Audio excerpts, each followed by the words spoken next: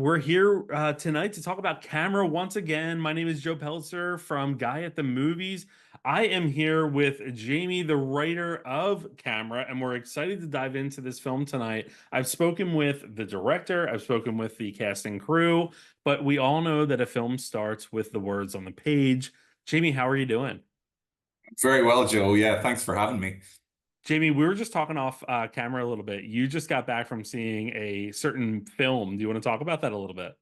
Oh yeah. Well, it's 12 o'clock at night here, so I needed to kind of kill some time before our conversation. So yeah, I just went to see Alien Romulus. So yeah, very, very enjoyable and kind of really brings you back to the late 70s when all of that started. And yeah, it was a fun ride. So I'm not going to ask for your full ranking of all nine movies, but I have two questions. One, is this up at the top? Do you think Alien and Romulus like cracks the top four and a half of the films? It does. It does. I mean, like I'm a fan of the more recent Prometheus and Covenant. I really enjoyed those. A lot of people didn't, but this brings you right back to the glory days of early kind of Ridley Scott. So yeah, it was great. How do you feel about Alien versus Predator and the sequel that it got? Uh That says everything right there. Don't get me wrong. I mean, like the original Predator is one of the greats, but yeah, no. Sometimes no, sometimes they can overcook these things, and I'm really surprised at times in franchises like this, like Alien Romulus, something like Alien Romulus comes out, and you're like, oh wow, you can squeeze a little bit more out of this than I realized, Well, and I didn't go in with high hopes. and not to dive into it too much, but that's what I feel like they did with Prey on Hulu or wherever it was around the world last year. They squeezed a little bit more out of it, and it was They excellent. did. And you said off camera, it was simple, and I think that's the key there, right? You simplify the story, you Yeah. have so much to work with. Yeah, very, very simple. Yeah. So we're gonna transition to talking about camera, but I feel like we're gonna talk about the that simplicity a little bit because there is such a core to this script that is driving home at the themes and really helping people identify with the characters that are within it. But I know that the script took on different, variations. So I want to start off with how did you become involved with camera? Yeah, so this was my first screenplay. So I'm an academic. I work at I'm a school of psychology at a university in Northern Ireland. And my brother-in-law actually kind of did a master's in screenwriting, and he asked me to read a script of his. It was a horror script, an Irish horror script called The Farm. It's Yeah, it was great. But I'd never read a script before. I'd never held a script. It was like a hard copy of the script, and I remember reading Wow. it. So like I imagine like a lot of your listeners kind of who are big movie fans. I've always loved movies, but I never ever thought or dreamed about the possibility of, you know, writing a movie, let alone kind of being involved in one. But after I read that script, I remember just thinking to myself, what if I was to write something, what would it be? Um, and Oscar was there straight away. Oh, there was a little boy. Initially, he didn't have a camera. He had like a little chalkboard kind of that he would kind of write on or something. And then that very quickly turned into a camera. It was the most obvious thing. Um, and then the original kind of ending to the movie arrived, and then yeah, and then I took it from there. So it was a very, very unusual entry point for me, but yeah, one that I'm very grateful for. So it's funny you say that. So I mentioned to you off screen my day job. I work for a university. I am a attorney for a university. But hearing that you're coming from the background that you are, what made you want to dive into writing a film script? Because first of all, literature is different than psychology, but also then diving into a film script itself is a whole nother embarking on a whole nother adventure. Um, Mm. Tell us about that process there. Was that something that came natural to you or? It seemed to. I could I couldn't not write it. I remember kind of whenever I read that original script and I was like, well, wow, this is the like the blueprint for a movie, and I was able to talk to the writer and I got very excited about that. So whenever I asked myself the question, what would I write about? And whenever that character introduced himself to me, I became obsessed, and um I remember telling a couple of friends about the story, and one of my friends, he's a colleague of mine as well. He kind of composes little pieces of music. He tries to kind of emulate different movie scores and things. And I asked him, I said, have you ever composed a piece of music based on something that belongs to you? And I had told him about this idea for a story kind of the week before. And he went away and he made a piece of music based on the story I told him. So he actually created something tangible that was related to the story. So I was like, I have to write it now. Um, and I did, and I just went on a journey, and I was completely hooked. And then yeah, you kind of, you don't know where it's coming from, but you get to be like the first audience member of whatever that story is.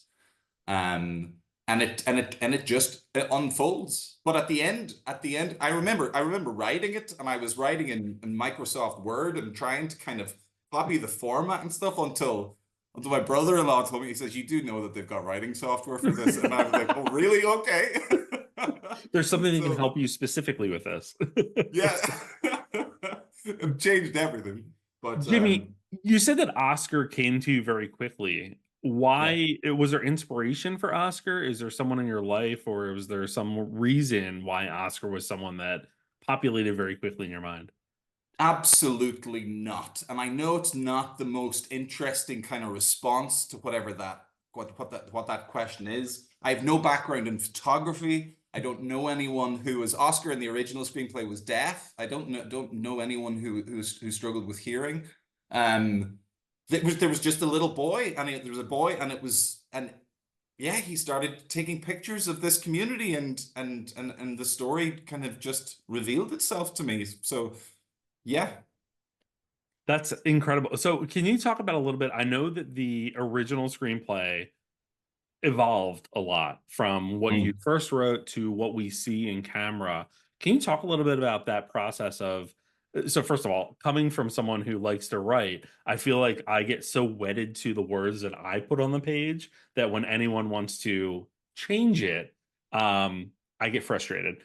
How was that process in developing the screenplay to what we also or saw on film ultimately? Yeah, so it was a dream of a journey, really. I mean, kind of whenever I finished it, I had no idea what I would do with it. I had no connections to the industry or anything else. So I learned quickly about screenwriting competitions. So I submitted it to the Nickel Fellowship in 2021, and I think there was just over 8,000 submissions. And the script managed to get into the top 40 of that competition in that year. That's incredible. Um, so Jay Silverman's team, kind of Bethany Sorono, kind of his producer, found the script and brought it to Jay, and they had a wonderful response to it. I think magical things started to happen then, kind of in terms of I learned about Jay's kind of very kind of esteemed career as a still photographer, and kind of over 35 years kind of working in that industry. And then his move into movies. And then obviously kind of, I think Jay will have kind of described this to you in the past about his daughter Bella, who had a kind of speech kind of difficulties because of treatment when she was an infant. Sure. So we kind of started working on the script very, very early on. And we started to kind of consider, I suppose, kind of in terms of the budget constraints, in terms of what this movie was going to be, and about what the original script was. Um, Jay has a wonderful writer, kind of Joe Gamache as well, who I was very lucky to kind of work with and learn from.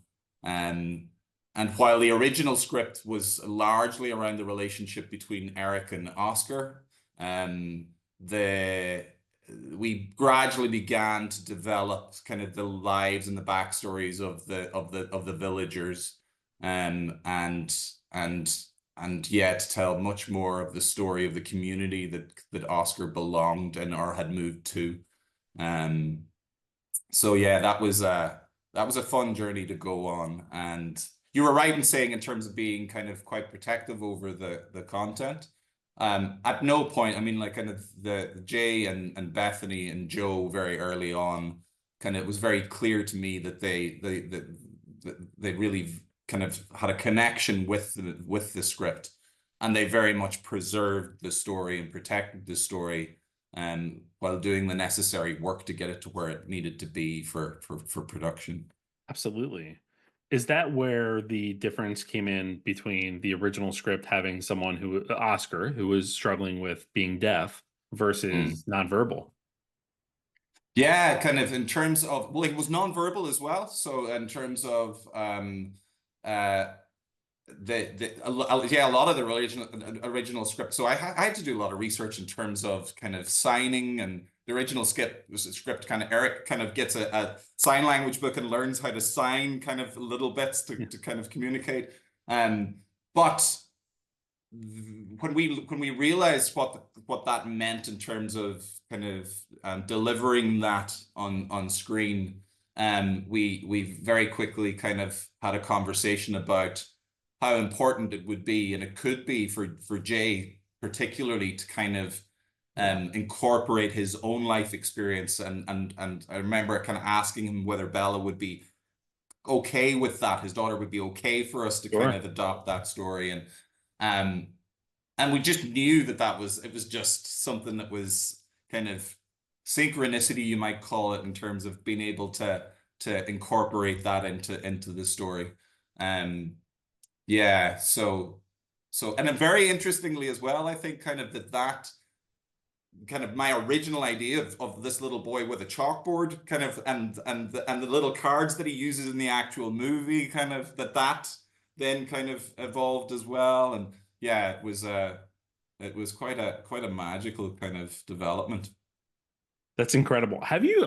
So it's so interesting hearing your academic background and how you came up with this idea for a script that was not tied into any personal experiences or anything like that, and then seeing Mm. where it developed into or what it developed into.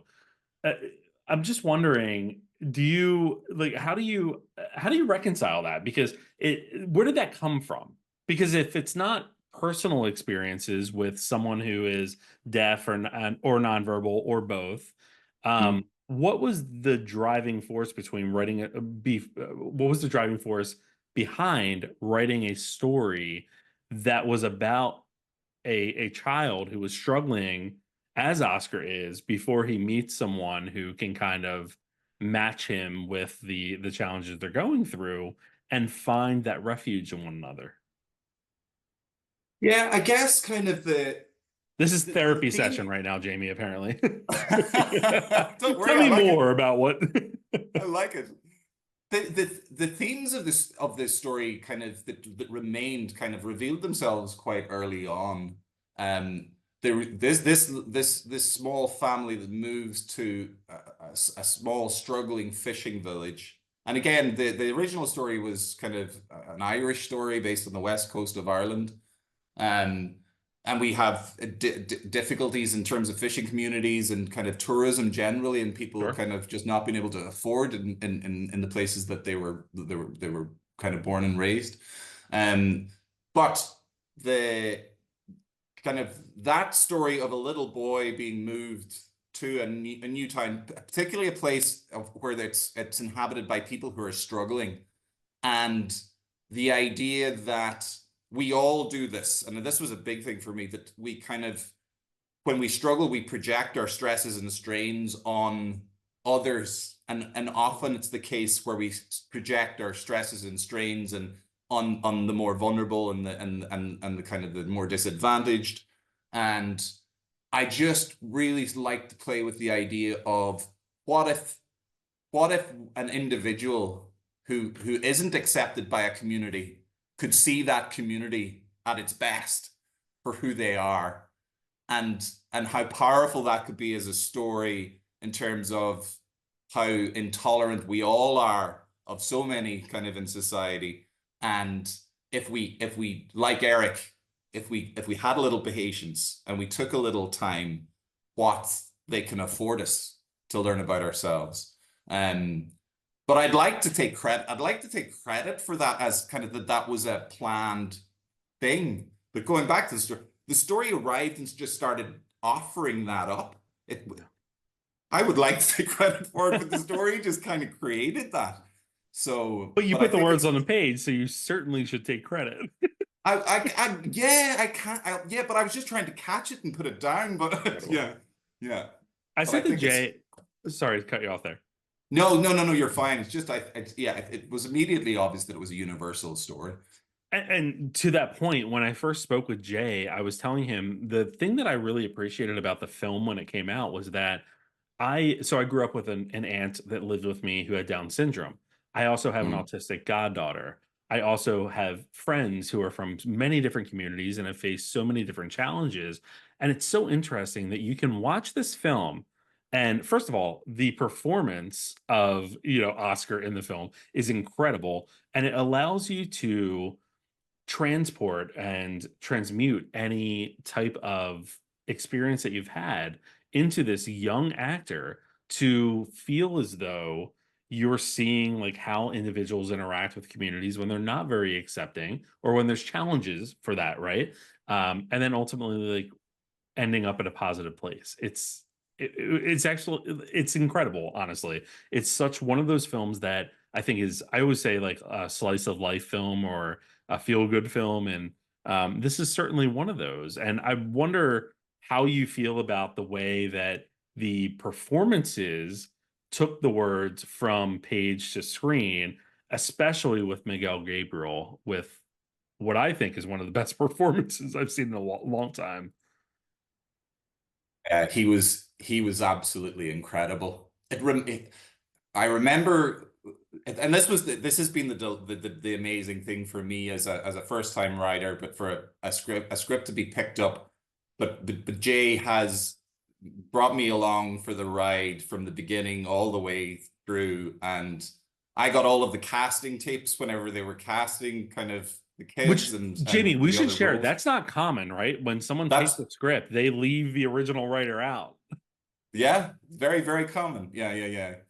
But it's yeah, their generosity and their enthusiasm for this story and kind of and their willingness to kind of I think Jay has really enjoyed my first time experience, my wide-eyed amazement at all things kind of Hollywood through this whole process, and has brought me along, and I will be forever in his debt for that.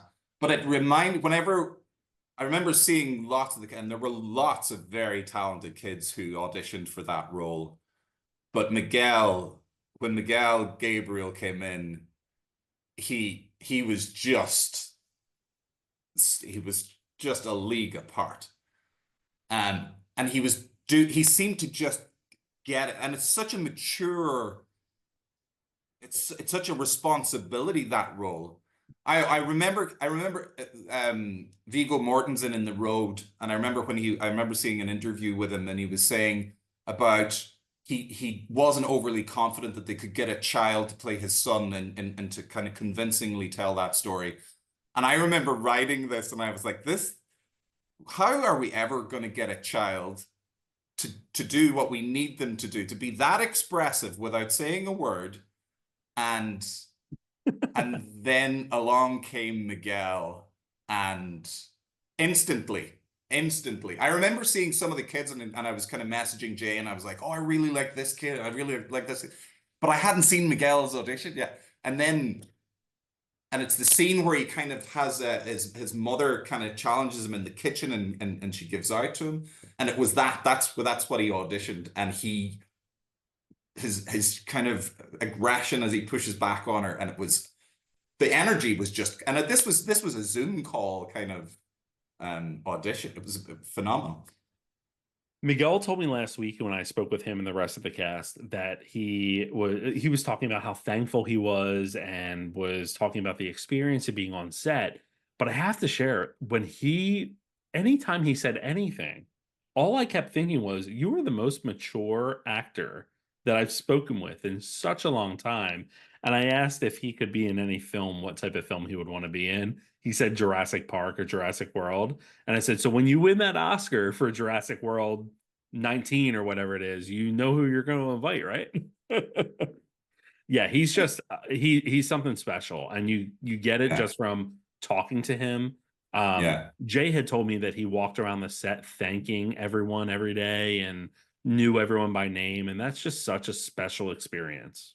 yeah. He was calling out. I mean, like, kind of, he was, yeah, he was the most knowledgeable person on set in terms of he knew everyone's job, he knew everyone's lines. He was just a joy. The guy, the kid had so much energy It's all of the incredible. time. Yeah, yeah, Can you yeah. talk He a was a little bit delight. about can you talk a little bit about the other characters? So Beau Bridges obviously jumping in, and you have Jessica Parker Kennedy. The passion they brought to those roles was so visceral when you're watching the film. How did you feel as a writer seeing that translate to screen? Yeah, I think kind of I know we've just spoken about Miguel and what it meant to find someone to play that role. Never in my wildest dreams, never in my wildest dreams did I think that someone like Beau Bridges would be it, but would take on that role. As soon as I remember where I was when Jay called me and said that Beau had the script. Um, and instantly, it's strange in terms of I never wrote the character with anyone in mind, but after the script was completed, you start to think about different actors who would be suitable for that role, Absolutely natural. um and as soon as I heard Beau had it, I could hear the dialogue through his voice. I could hear the. I remember if you remember the monologue at the start of the movie.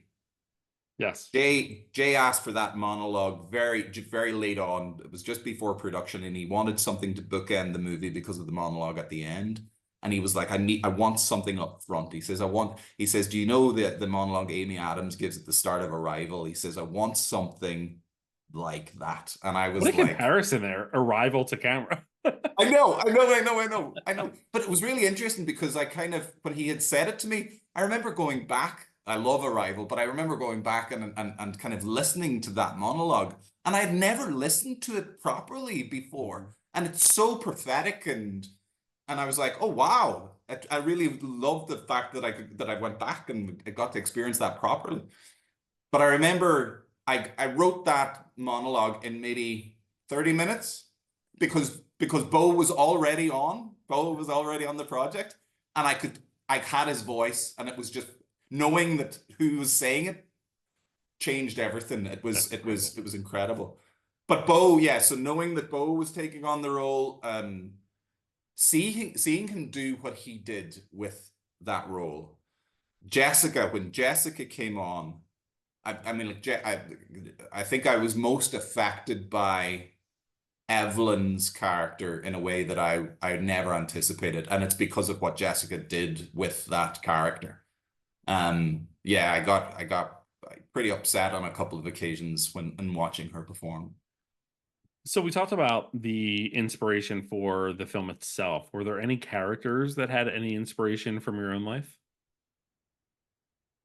No, I mean, like, kind of other than when you grow up in Ireland, I think if you were to the originals, I remember Jay and the team kind of because when we decided because they scouted Ireland in terms of for locations to kind of shoot it there and then they were in Nova Scotia and then they were in kind of the east coast of the US uh and then they found a place that was actually kind of that it had hints of Ireland in it and but they the dialogue I was like okay we're gonna have to rewrite now in terms of making this American making it and feel much more American.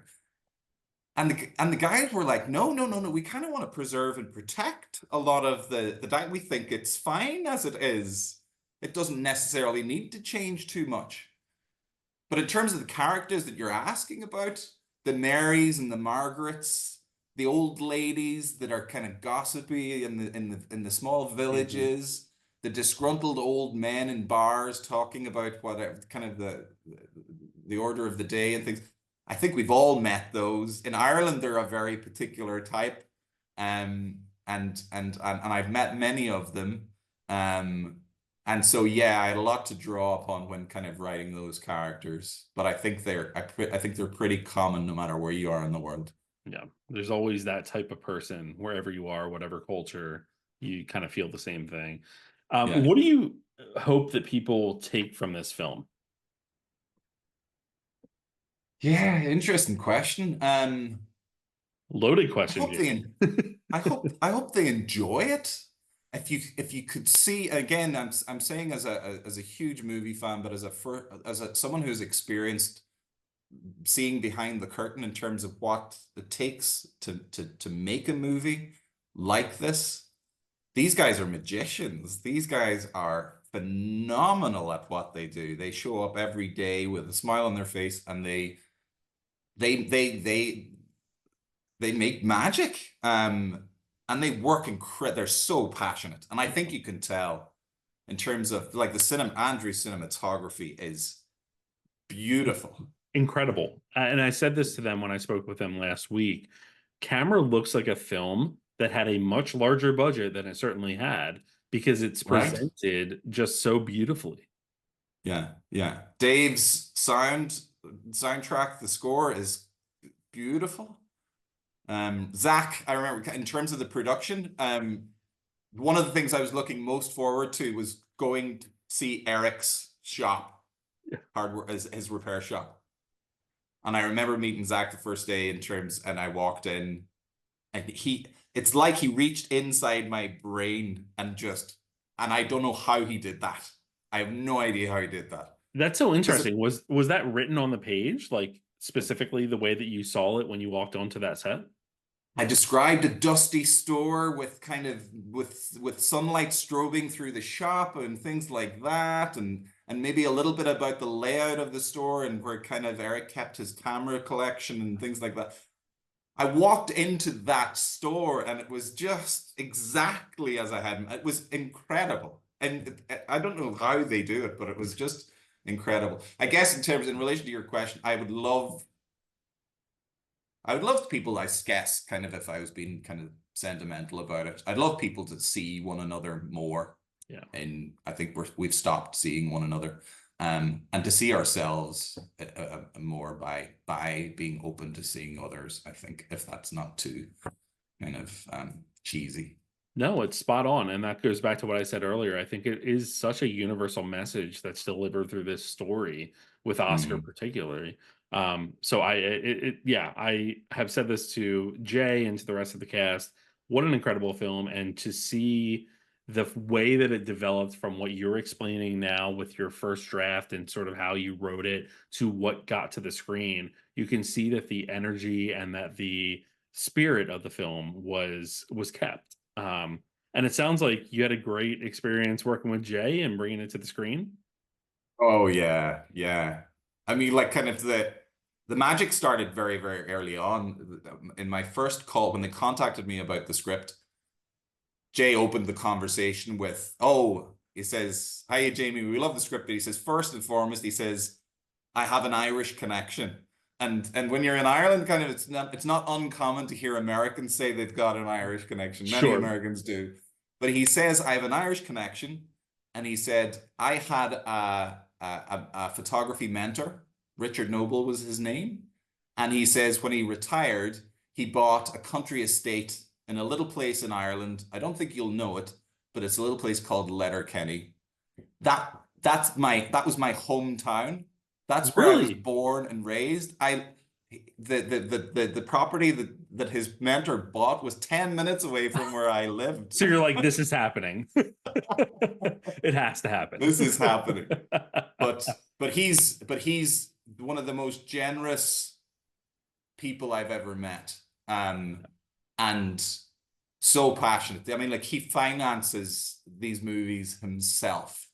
And to be able to, I like the point you made in terms of this looks like a much more expensive movie. This is because he can do what he does. He can make so like whatever his budget was in this, make it look like 10 or 20 million, but $5 to 20 yeah, million.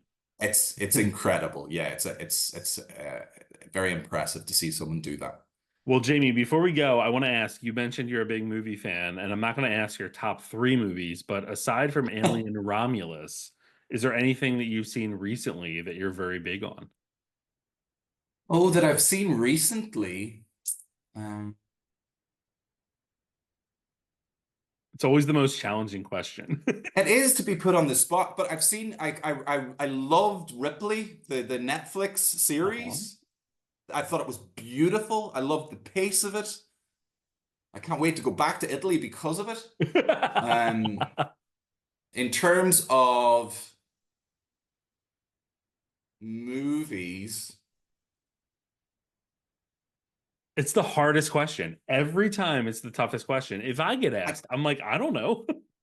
I can give you older movies, but in terms of more recent stuff, yeah, it's tricky to kind of think about what, and that's not I mean, like, I enjoy most movies I go to see, but in terms of something that really stood out, um, yeah, So I don't. let me transition that a little bit because I want to ask, what are you working on now? Are you working on another script or other films? And in addition to that, is there any film that has inspired you to kind of write in that genre or go the direction you are? Oh, okay, good. Yeah, so the I just received, or I received word kind of the week before last that my second script, which is called Lights Over Idaho, that reached this quarterfinals of the Nickel Fellowship.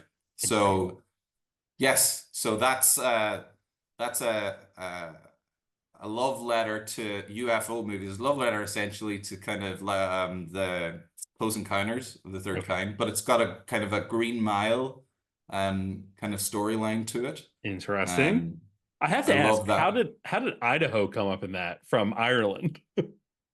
Yeah, well, it was kind of I wanted to kind of really kind of embed the story in terms of that kind of 1950s, 1970s kind of UFO kind of territory. That I had a very particular kind of, I needed to be lush and green, kind of those forested hillsides and things, Sure. and Idaho seemed to be work well for that. I had kind of lights. The original kind of version was lights over Arizona or lights over Nevada, and I was like, oh no, it's the landscape's not right for what I have in mind, so I need to go a little bit north. So it's also set against the election, the kind of the Harvey Milk's kind of election campaign in San Francisco at the time. Interesting. So does it Yeah, have an LGBTQ underpinning then? very much so. Yes. Yeah. Yeah. Yeah. Oh, okay. Yeah. Very interesting. That's a layered film. I like that. Yeah. Yeah. Very good. Well, listen, Jamie, it's a pleasure to talk with you about a film that I've spoken with many people about for the past really the past month, honestly. I feel like I've talked to most of the cast, the crew, and Jay, like extensively. And just hearing where it all came from is really a joy because you can see that while it may not be what was written on the page originally, the spirit of it is definitely delivered through that film. And so I just Absolutely. thank you for taking that step to write your first film, and that makes me so excited to see what's coming down the road. Thank you very much, Joe. I appreciate it. I really do. Absolutely. Thank you for taking the time. And again, camera is available on demand and VOD. Talk to you Thanks, soon. Joe.